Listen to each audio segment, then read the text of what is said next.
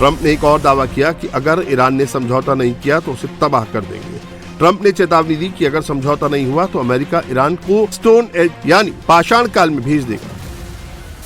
Trump के इस बयान पर भी ईरान का जवाब आया है। ईरानी सेना ने चेतावनी दी है कि वो अमेरिका और इजराइल पर भीषण हमले करेगी। ईरान ने इजराइल और अमेरिकी सैन्य ठिकानों के खिलाफ 89वीं लहर शुरू कर दी है। इस बीच यूएसए ने अमेरिकियों से इराक छोड़ने की अपील की है। अमेरिका के दूतावास ने चेतावनी दी है कि अमेरिकी तुरंत इराक छोड़ दें क्योंकि हालात तेजी से खराब हो सकते हैं। ईरान से जुड़े मिलिशिया ग्रुप सेंट्रल बगदाद में अटैक कर सकते हैं। इराक में अमेरिकी फौज पर हमले किए जा रहे हैं। अमेरिकी फौज पर पेट्रोल बम फेंके जा रहे हैं।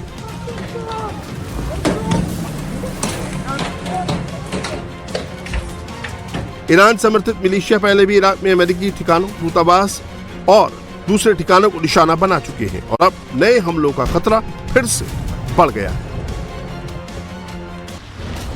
मुस्तफा ने स्ट्रेट ऑफ हॉर्मूज में जो चक्रव्यूह रचा उसमें अमेरिका पूरी तरह फंस गया।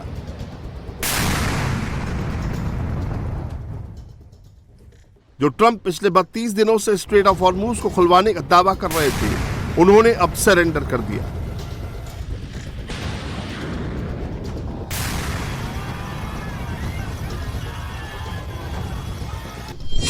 ट्रंप ने कहा कि हॉर्मूज से अमेरिका का कोई लेना देना नहीं है क्योंकि अमेरिका हॉर्मूज से ऑयल का आयात नहीं करता है और जिसे हॉर्मूज की जरूरत है वो उसकी रक्षा करे। हाँ, हॉर्मूज खुलवाने में अमेरिका मदद जरूर करेगा।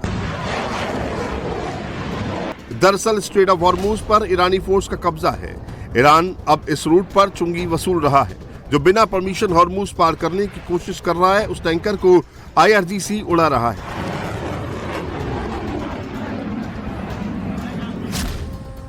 जिसकी वजह से दुनिया भर में तेल और गैस की किल्लत हो गई है। क्रूड ऑयल की कीमत आसमान छू रही है, लेकिन ट्रंप हॉर्मूज खुलवाने की जगह अब कह रहे हैं कि जिसे तेल की जरूरत है वो अमेरिका से तेल खरीदे क्योंकि अमेरिका के पास बहुत ज्यादा ऑयल है।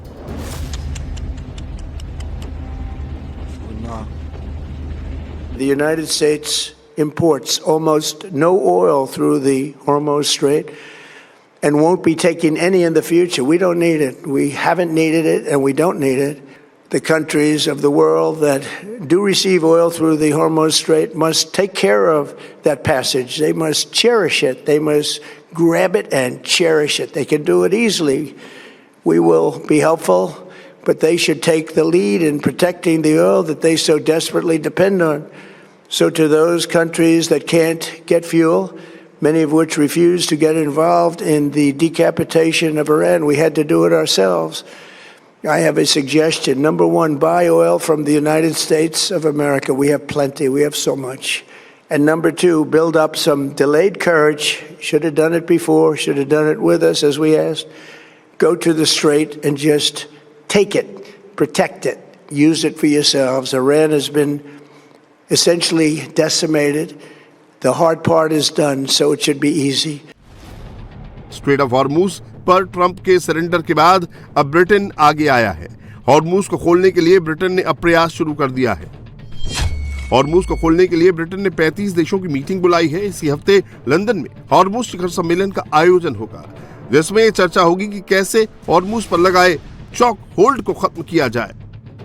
ये ईरान की ओर से हॉर्मूज पर लगाए गए चॉक होल्ड को खत्म करने के लिए दुनिया की बड़ी ताकतों की पहली गोलबंदी है। हालांकि ब्रिटेन के प्रधानमंत्री कीर स्टारमर ने साफ कहा कि उनका देश ईरान, अमेरिका और इजराइल के बीच चल रही जंग में सीधे शामिल नहीं होगा।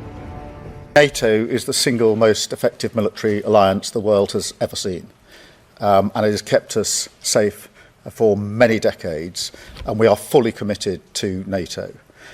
Secondly, that whatever the pressure on me and others, whatever the noise, I'm going to act in the British national interest in all the decisions that I make. And that's why I've been absolutely clear that this is not our war, and we're not going to get dragged into it. Straight of Hormuz पर Trump के surrender का असर अब कच्चे तेल की कीमतों पर दिखने लगा है। ट्रंप के बयान के बाद इंटरनेशनल मार्केट में क्रूड ऑयल की कीमत में बढ़ोतरी हुई है। क्रूड ऑयल की कीमत $98 प्रति बैरल से बढ़कर $108 प्रति बैरल तक पहुंच गई है। ट्रंप के बयान के बाद भारत, जापान और चीन समेत दुनिया भर के शेयर मार्केट में गिरावट दर्ज की गई। दरअसल स्ट्रेट ऑफ हॉर्मूज के बंद होने से दुनिया भर में ऊर्जा संकट खड़ा हो गया है। अमेरिका से लेकर ऑस्ट्रेलिया तक और यूरोप से लेकर अफ्रीका तक हाहाकार मचा है। इसीलिए ट्रंप पर भी जबरदस्त दबाव बन रहा है। ऐसे में ट्रंप अब इस जंग से बाहर निकलना चाहते हैं। ईरान ने हॉर्मूज को ऐसा हथियार बनाया कि अब ट्रंप सरेंडर करने पर विवश दिख रहे हैं। ترامپ رئیس جمهور آمریکا بارها ایران را به عملیات زمینی و اشغال برخی از جزایر در خلیج فارس تهدید کرده است. شکی نیست رئیس جمهور آمریکا با فشار سازمان تروریستی موساد به دلیل سوابقش در پرونده اپستین بازیچه دست نخست وزیر رژیم صهیونیستی در جنگ و تجاوز به ایران شد. رئیس جمهور آمریکا که معروف